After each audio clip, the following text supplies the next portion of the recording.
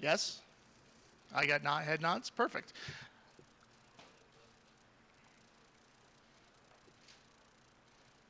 This phone is making noise. Whoever phone this is making some noise, just so you know. This is a big day. It's always fun when we do these. Here's how the press conference will go. After I'm done, our acting president will say a few words. He will introduce Paul Krebs, who will then introduce Paul Weir. Paul Weir, this phone is making a lot of noise, whoever this is. After Paul Weir speaks, he will be invited to sit down. We have a microphone for the media members for the benefit of our fans on the internet that are watching that can hear the questions, and we'll entertain everything from there. So let's get starting with our acting president, Shawky Abdallah. Thank you. Well, good afternoon. I'm Shawky Abdallah. I'm the acting president of the University of New Mexico, and it's my pleasure to welcome you to the pit. The history of basketball between NMSU and UNM goes way back. It goes to 1904, actually, before we became a state, before New Mexico became a state. And throughout that, we've had amazing rivalries and amazing successes, both places. Paul Weir, our new coach, has been a New Mexico resident for 11 years. So one of the benefits of that is we don't have to explain to him the benefits of green or red or ask him which one, what does he like, how does he like his chili. In New Mexico State, under Paul, has enjoyed very good success. In fact, they've been to the NCAA tournament 6 out of the last 8 years, and he's been a winner every place he's been, from New Mexico State, Iowa, Northwestern State. So we'd like to welcome here to UNM. We would like to welcome him, his beautiful family, and his wife Alma, and his little son. Where is Theodore? He was here, and he was wearing a Lobo T-shirt. So that's a great start. So at this time, I'd like to introduce our Vice President of Athletics, Paul Krebs, who will welcome our coach. Thank you.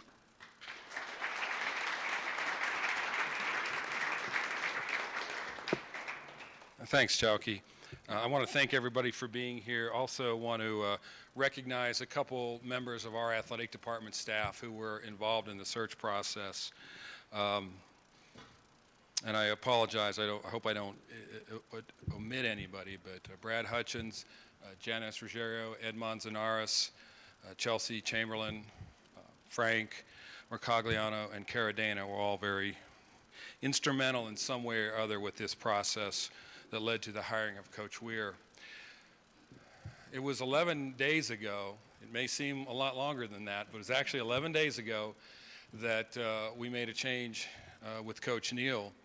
And actually, it was a week ago today where we had a press conference with the media talking about the search. So I think in athletic department and in college athletics, I would argue that this was a relatively quick process, but a thorough process. You know, I saw some folks who described the process as a little bit of a roller coaster. I think from an internal perspective, it was relatively smooth. We had a small committee. We engaged in a lot of dialogue. And while there was a lot of speculation out in the media, we ended up where we needed to be. The process allowed us to get to the right place, which was to find the best individual, the best coach at this time for the University of New Mexico. So I feel good that the process worked. Some of the criteria that we laid out before, and I'll walk through again, you know, obviously you want to hire somebody who's got great basketball skills, who's a great basketball mind. I think when you look at Coach Weir and you talk to people in and around the state, people who have observed him closely at New Mexico State as well as others, I think there are a couple of other things that really stand out. One, a tireless work ethic, very engaged in the community. If you watch his teams play, and I had the luxury of my role on the NCAA committee, basketball committee this past year. One of the conferences that I was assigned to was the WAC, and so I probably live or on video probably watched 7 or 8 New Mexico State games.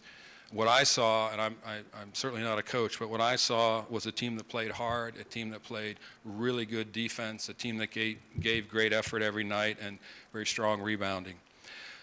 One of the things that really impressed me about Coach Weir in the interview process, and it was a very impressive a very impressive interview, really a lot of conversation about leadership and developing a team, a sense of unity and leadership.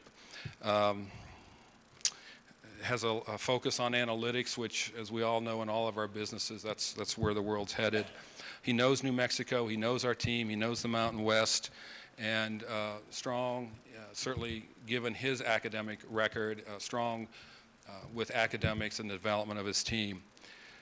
We did talk about head coaching experience. I would admit, I'd be the first to admit that while Paul's only been a head coach for 1 year, you look at what he accomplished in that 1 year, I think the committee felt it was very impressive. Economics, and I know that'll be a question that'll come up.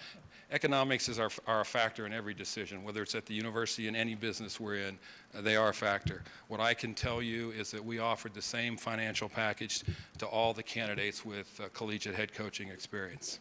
So I'll give you a couple other business points and then let the star of the show come up and talk. We're still working on a contract. We do have a letter of agreement in place. The starting salary for Coach Weir in year one is $625,000. We are not involved in any buyout at New Mexico State. Any issue with a buyout between Coach Weir and New Mexico State is between them. We have no financial obligation for that. I feel good that we got the best candidate through this process. Coach Weir rose to the top. In my view, the process worked, and I'm excited to introduce our new basketball coach and really look forward to watching Coach Weir build and develop this program and make the Lobo basketball family very proud. So let me introduce to you Coach Paul Weir.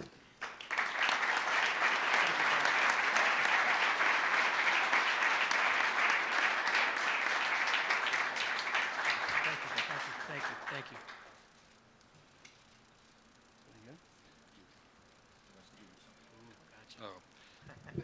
You know, we started a tradition about a red jacket. I'm going to let Coach Weir make a few comments about that, but here's the ceremonial red cherry blazer. Thank you very much. Yeah, I can put it right here again. Yeah, they wanted me to wear the red blazer. I told them I hadn't earned it yet. That's for me to do now. I got to find a way to win some games. Sorry, I made some notes. I just want to put these here. Hasn't been a ton of prep time for today, and I like to do prep. But this is obviously an amazing opportunity for me, for my family, my own kind of professional competencies and stimulation.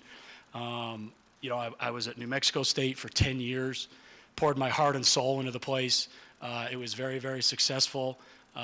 Started my family there, got degrees there, and it would have taken a lot for me to leave, and this was that opportunity. It was just simply too good to pass up for a lot of levels, and I just had to come to New Mexico. I'm extremely thankful to be here. There's a number of people I need to thank. It obviously starts with Paul Krebs, who ran the search and the committee. The entire committee and him, I believe, vetted a lot of candidates, and I feel very confident that I won that. When I interviewed for my last job at State, I went through the exact same process. I went up against other candidates, and I felt I was the best one, and they did too. And I take comfort in knowing to go through that process and really to come out on top and kind of feel as though you're someone's first choice. So I take a lot of kind of solace in that, and I thank them for giving me this opportunity. There's going to be a lot of questions about me. I totally get it. I was a one-year head coach. I'm coming from New Mexico State. I'm a little bit unknown, and I'm well aware of what I'm stepping into. The Greek philosopher Atticus once said, every doubter is a dreamer with a broken heart. And I think there's some broken hearts around here that it's my job to go out and pick up. And that's all I'm going to do from now on. It could be our players, it could be fans, it could be administrators. It could be supporters, just anyone around the community that might be questioning what's going on with Lobo basketball. I'm going to do everything in my power to win them over. Our team is going to play really, really hard. I know that sounds cliche. I know that sounds kind of boring, but that's really what I pride myself on, is us just being the hardest working team we can possibly be. We're not going to look for excuses. We're not going to be flashy. We're just going to play really hard and really fast. At New Mexico State, that style of play was Neil McCarthy, and here it's probably Storm and Norman. I think we all look back to those eras of basketball and culture and tradition and honor that we all kind of yearn for, and it's my job to try and bring that back. I'm a builder. I'm a communicator. I really want to have great relationships with our players.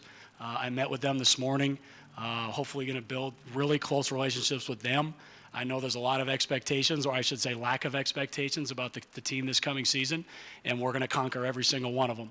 If people want to doubt us, that's fine, but as a group collectively, we're going to come together, and we're going to overcome all those odds. My wife Alma's right here. She's coming with me, thankfully, and I have a 2-year-old running around here somewhere. His name's Theodore, and he's a mess. But this is an amazing place, and it would have taken a lot for me to leave.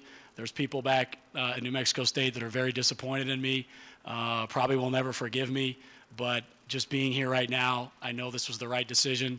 I'm extremely thankful for the opportunity, and I really can't wait to get to work. We're going to get some recruits in this weekend and just get going in practice, and it's full steam ahead. I really don't know any other way, and I'm just really grateful to be a part of the Lobo family.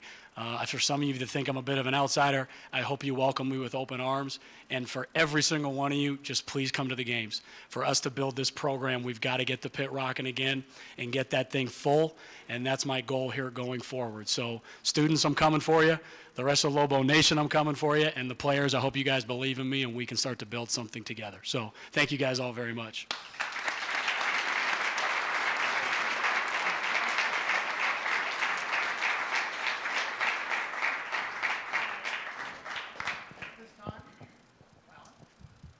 There we go.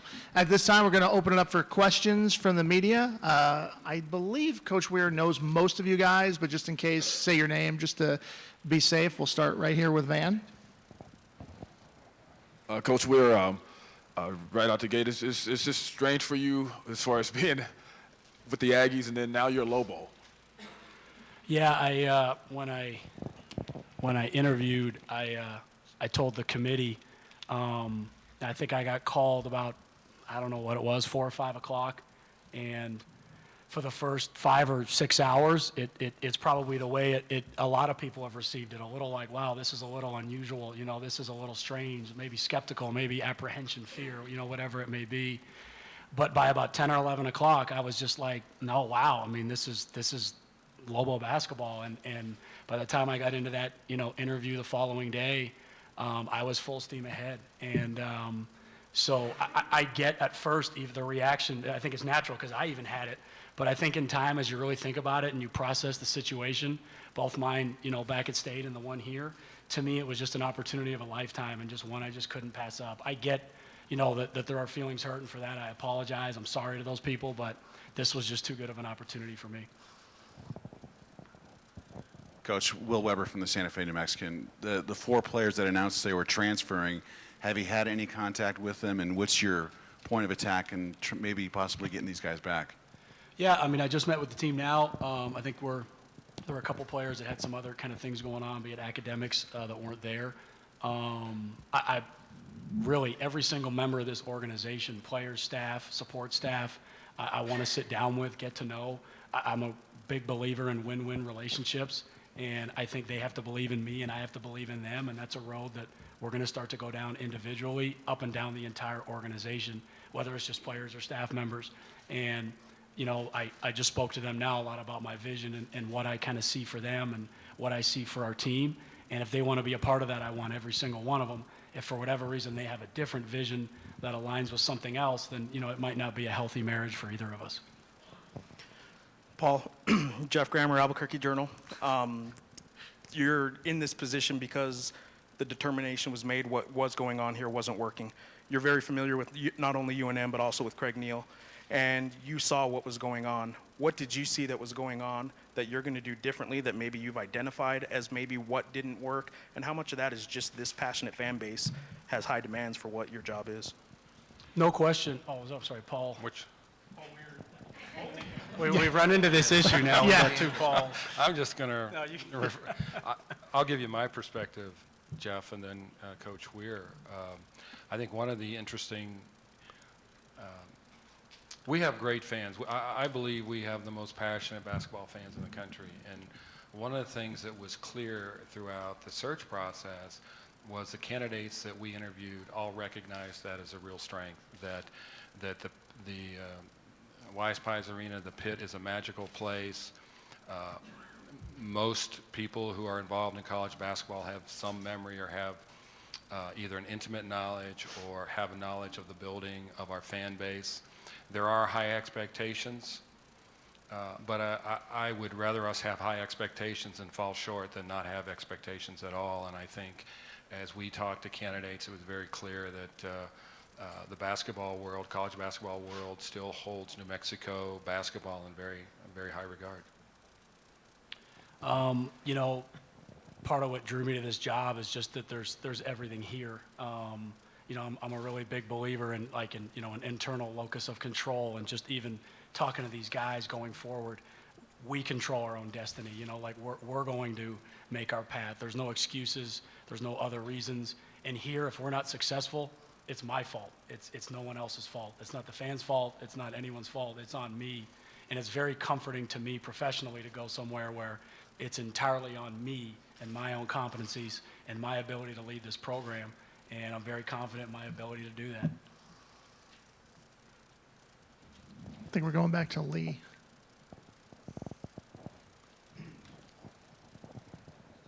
This is for Paul Weir, Lee Ferre, KOB TV. Paul, of the men on the staff right now, is there anybody who you will retain with your incoming staff? Yeah, that's really premature to kind of say. Like I said, I want to meet with every single individual in the organization, gather their thoughts, get to know them, meet them, and then start to make those determinations going forward. And really, every single decision we make, from players to staff members, is all about just what's best for the organization. This isn't about, friendships or relationships. This is a results-oriented business. I'm going to get judged on that, and they're going to get judged on that too. Paul Weir, JP Murrieta, KOB TV. Have you thought about what that first game against the Aggies is going to be like, and what do you anticipate happening? My wife's a little worried about that more than I am. Right now, I'm worried about what recruits we're going to bring in this weekend and what practice is going to be like this week. I'm a day-by-day guy, not really too worried about something 6 months away. We got to be a good enough team by then to worry about it. Coach Henry Tafoya, ESPN 1017 The Team. You come here today with attributes and abilities, as you just expressed. What do you bring to the table that will repair some of the things that are presently needing repair in this program right now? It's probably really easy for me or even people in this room to be experts on the program from afar. But really, until you get inside it and really get the information, is really when you're only getting kind of the accurate data to sift through. So, my intent really over the next, they say the first 90 days, but you don't really have that kind of time, probably 15 days, is to really figure this organization out top to bottom, diagnose the problems and fix them as quickly as we can. So I really don't want to pass judgment on something that I've heard about or other people have. To me, it's about really getting to the bottom of it. Coach Weir, J.R. Oppenheim, KOB TV and KOB.com. You mentioned the recruiting component briefly. Could you talk a little bit more in depth? What exactly are you looking for in the caliber of players, both on the court and off the court? Yeah, I think the beautiful thing about this job is that you have the ability to recruit nationally and internationally. And I think when you look at this region, I think if you look at Arizona's team this past year, I think if you look at your New Mexico team from 2012 or our New Mexico team from 2012, there's a lot of diversity amongst that. That 2012 team had 2 or 3 high school kids from California, a couple high school kids from Texas, a couple transfers, some international players. And I think, you look at Gonzaga and how they built their roster, and they just do it in a myriad of ways and don't really cut off any particular supply line, whether it's a transfer or a junior college player or a high school player from different parts of the country. And I think the beautiful thing about New Mexico is you can do that and be successful, just like Arizona does right now. And they have a very blended roster of a lot of things. We don't rely on just California high school kids or just Texas junior college kids or just transfers. Now, each year, as you're trying to assess what the best players are, you may get a little bit of a glut of a certain type. But I think to really get this thing going, we have to have a really, truly national and international scope to our recruiting. And then just one real quick follow-up on that. Coming in as a new coach, do you feel like you're kind of behind the curve in trying to recruit players to come here, or what do you have in mind with that? Yeah, Lute Olson, if you don't recruit, recruiting's like shaving. If you don't do it every day, you'll look like a bum. That was from my old Iowa days. There's so many kids that we've been recruiting, or I've been recruiting all year. There's a huge database. We were well over where we were supposed to be at New Mexico State, so I feel very good about the pool of players and who we're able to attract. Is it a little late? Yes, but just based on what we have here, I have no equivocation about our ability to bring in players. We had the number 4 recruiting class in mid-major basketball at New Mexico State. Ahead of Gonzaga, ahead of San Diego State. To come here, I mean, I'm only hoping that would definitely improve. For both of you, but I'll start with Paul Krebs. You mentioned that the process has been described as a roller coaster, and you don't feel it was that. Another phrase that has been used is people wondering who was calling the shots. You did have a lot of people in this leadership group and in this search committee, including 4 people doing interviews from what I've been told. Who was calling the shots? Ultimately, whose decision was this? Who had to approve it? And why were so many different entities involved in this process? Jeff, I would describe this search process as very similar to the ones we've used in the past, very similar as an example to the process when Coach Davey was hired. There were 4 individuals who participated in the actual interviews, myself, Janice Ruggiero from our staff, representing the Board of Regents, Rob Doty, and representing the President's Office and the leadership of the university, Executive Vice President David Harris. From my perspective, I drove the search. Janice and I and some of our staff vetted the candidates. Made countless phone calls. I did interview. I wouldn't call it so much interview as I met with some people in Phoenix when I was there because we were all there, as were you, and certainly economical to at least have some conversations, gauge interest, talk to people in the basketball world. I would characterize it as a national search. I would tell you that we talked to a number of interested parties, both sitting head coaches of Division I, individuals that were out of the business, recently dismissed, people that had been on the sidelines for a while, talked to a number of other coaches to vet candidates. We developed a list of finalists, if you will. We did meet. I think people thought we met in Dallas. We actually met in Las Vegas. Why Las Vegas? Because it is a place where you can get direct flights from all over the country, typically, and we were bringing in people from all over the country. Interviewed 5 individuals in Las Vegas, including Coach Weir. From my perspective, I think I think Coach Weir was in a tough position because if his name got out and he didn't get the job, he would have been very vulnerable and would have been a very difficult scenario for him. So we were kind of waited till the last minute to bring him in so that in order to try and, we wanted to meet with him, but also to try and protect, and that's part of the reason why you have confidentiality in searches, is things get out, you lose. We had one candidate who called Friday after an erroneous report on Thursday night that we made a hire and said, I'm pulling out of the search. I said, we haven't hired anybody. Well, don't believe what you're reading. Having said all that, we met Sunday to continue to make calls, vet candidates. We met again at length yesterday. And I would also say during this process, we asked a couple of questions to all the candidates. A, would you accept the job if offered?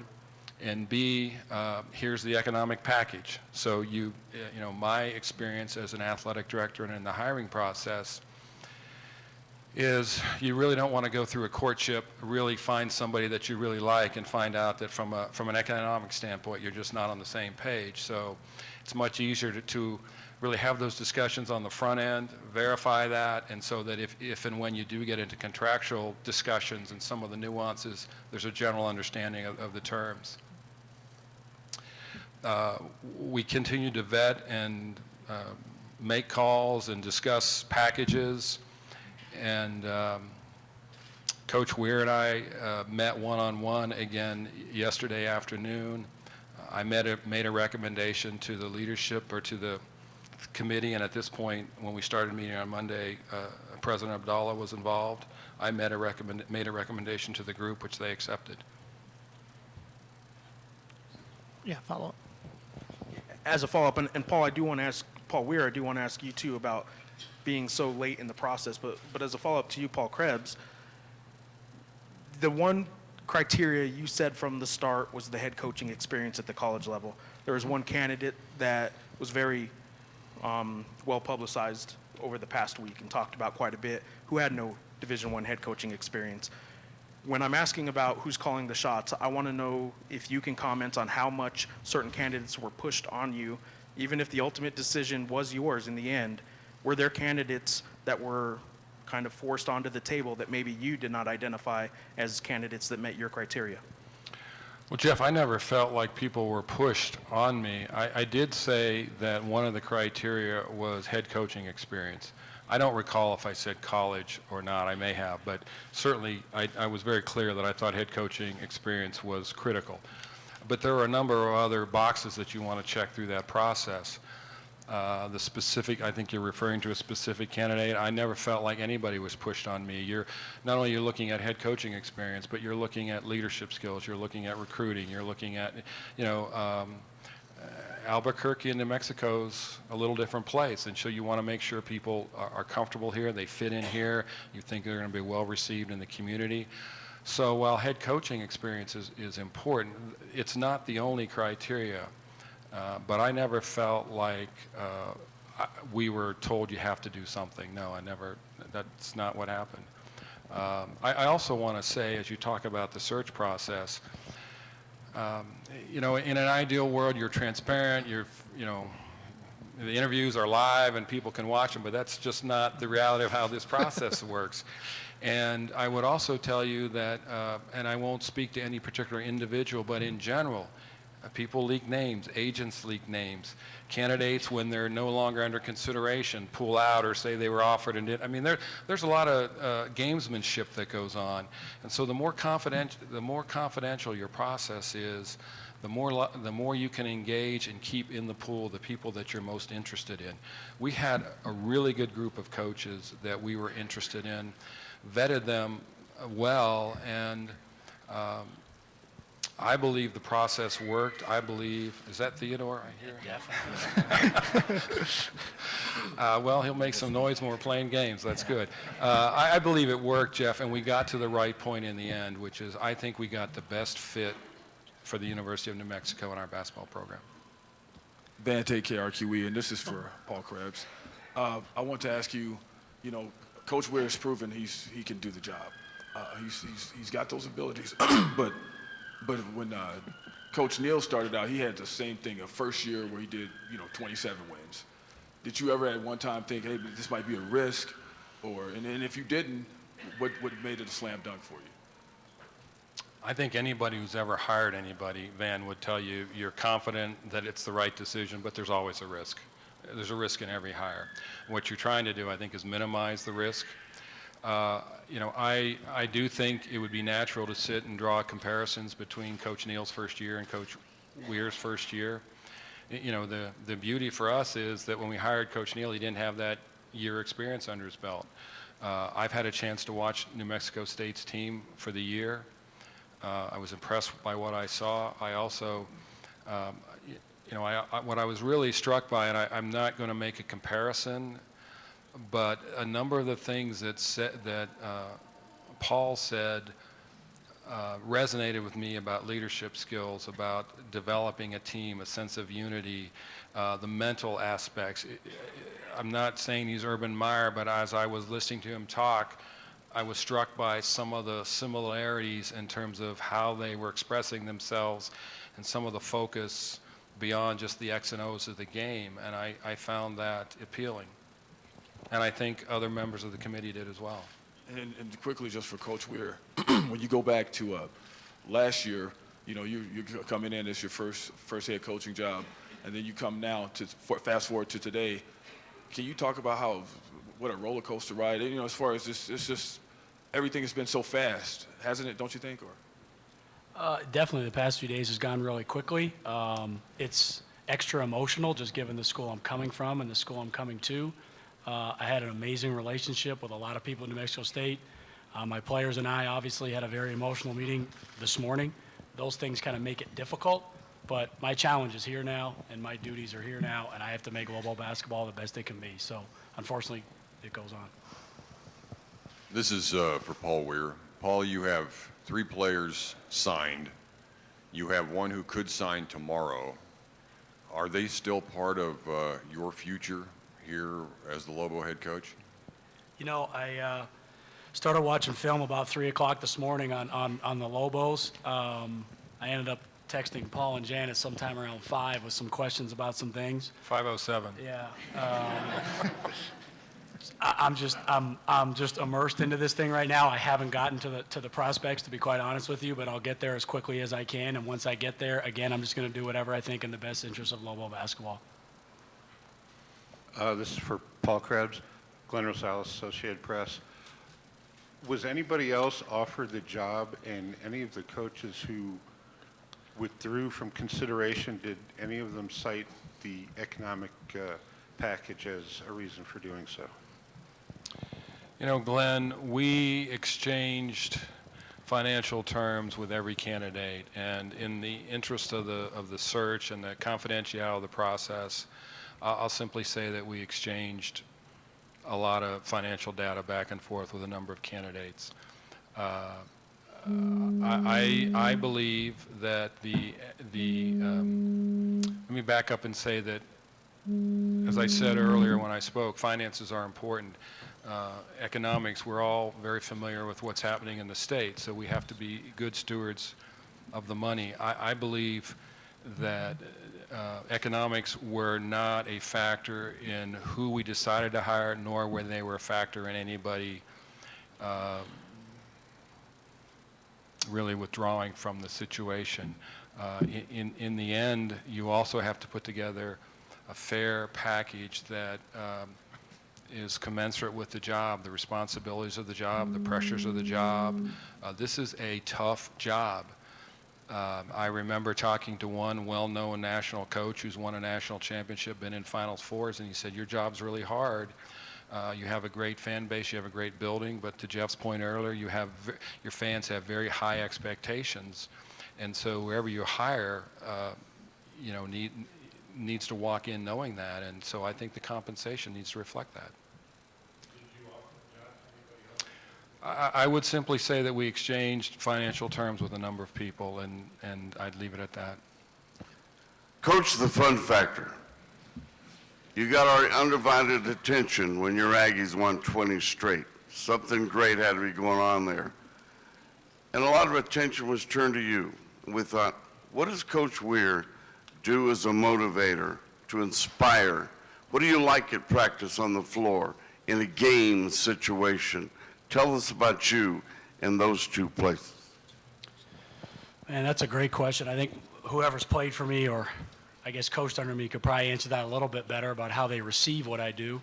To me, I just told the players, there's a Mike Tyson quote, everybody has a game plan until they get punched in the face. And that's how I want our teams to play. I want them to play feisty and tough and aggressive, and I want to be the hardest working, fastest team on the floor. So we want to play really fast offensively. We want to press defensively. We want the style of play to be very up and down. I think that, you know, resonates with in a lot of different ways, not only with attendance, community, elevation, things that might kind of help there. But I think it helps building a team. I think it really helps camaraderie. I think it really helps the guys get connected. And we just talked a lot about that here before I came to this press conference when I was in a conference with them, of just trying to find a way to connect. And I think when you have a style of play that's conducive to that, it allows it to come out more. Earlier, this is for Paul Krebs, you talked about the financial package and the buyout. Could you clarify if that's with NMSU or if the contract that's still being drafted, whether there's a buyout in that at all? Well, I thought I was pretty clear. We are not responsible for any buyout of New Mexico State. We have a letter of agreement with Paul that spells out his financial terms. We are not accountable for anything that he may owe New Mexico State. If it's not clear, if there's any follow-up, let me know, but that is not our financial obligation. Coach Weir, you replaced Marvin Menzies in New Mexico State when he went to UNLV. Now you're going to be in the same conference with him. Have you talked to Marvin during any of this process, or do you intend to reach out to him and just kind of get his thoughts? We spoke really late last night, brief, friendly, wasn't really into any kind of details or specifics on things. Paul, Fred Holtberg, 101.7 FM, the team. You had mentioned about your recruiting class going to state. That was the 4th-ranked mid-major, and I did notice that you were in the top 16. And you mentioned something about talking to the Lobo players, but what about the Aggie players that you were going to get? Now, can you go back to them now if they want to come with you, because that's what a lot of the players want to do? Will you be doing that right away now and letting those players know too where you're going and whether you want them? Yeah, I mean, compliance-wise, I'm not really allowed to. They're going to have to make their own decisions about what they want to kind of do from here, but I'm not going to actively recruit them. I recruited them on New Mexico State's dime and for New Mexico State, and that's up to them of whether they want to continue to go there or not. Coach, Rudy Chavez, RedMenace.com. Did you talk to Coach Alford? I know you worked for him at Iowa for a little bit. Did you talk to him before you took this job? And second question, follow up with that, what did you learn from Steve Alford working with him? I did not talk to Steve before I took this job. I did speak with Steve on the drive up this morning. Steve taught me a lot, mostly probably about discipline. He's a very disciplined coach, incredibly organized. Does a lot of little detail things that I've stolen and still do to this day. Haven't worked with Steve in a long time. It's been 11 years. I'm sure he's changed. I'm sure I've changed. But those 2 years with him were very formative in my young coaching years and have kind of molded a little bit of who I am today. I get it was 11 years ago, but it did have an impact. Randy Harrison, Albuquerque Journal. Coach Weir, in what area are you pursuing a doctorate? How has that in the past fit in with your job, and how will it fit in with your new job?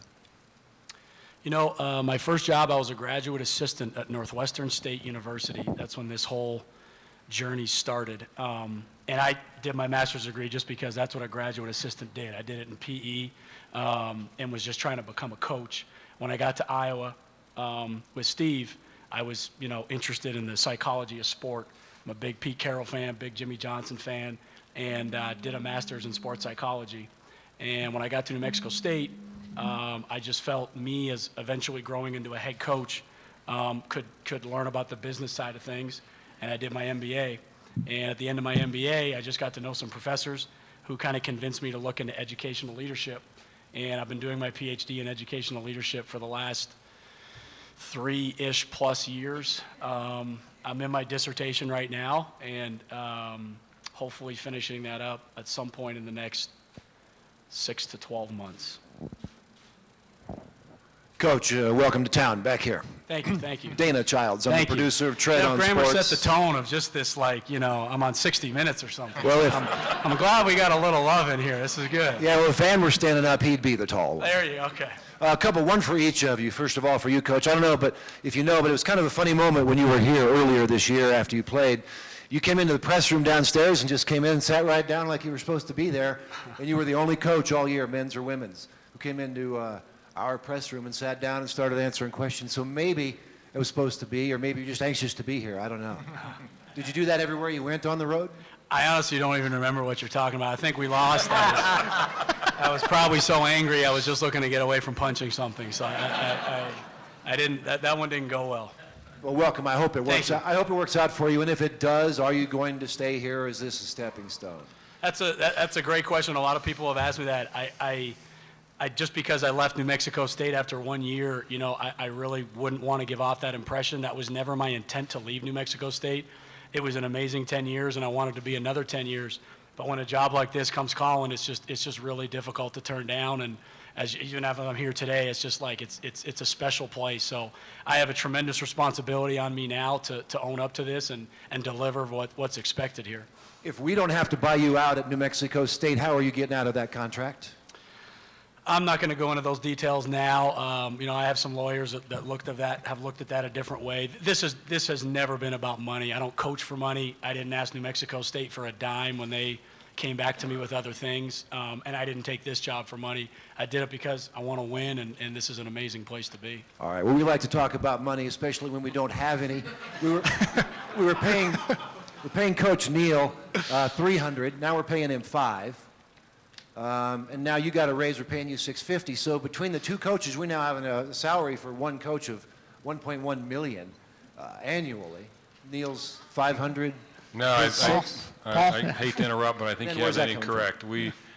incorrect. It is public knowledge. Coach Neal's compensation package was $950,000. Over 2 years, we're paying him $500 this year? His previous compensation package was $950,000. We do owe him a buyout of $500,000 a year, paid monthly, which is mitigated if he gets another job. All right, do we have any more questions? If not, Coach Weir is here. He's available for one-on-ones if you need to grab him. Otherwise, thank you for tuning in on the internet, and welcome once again, Thank you Coach all Weir. very much.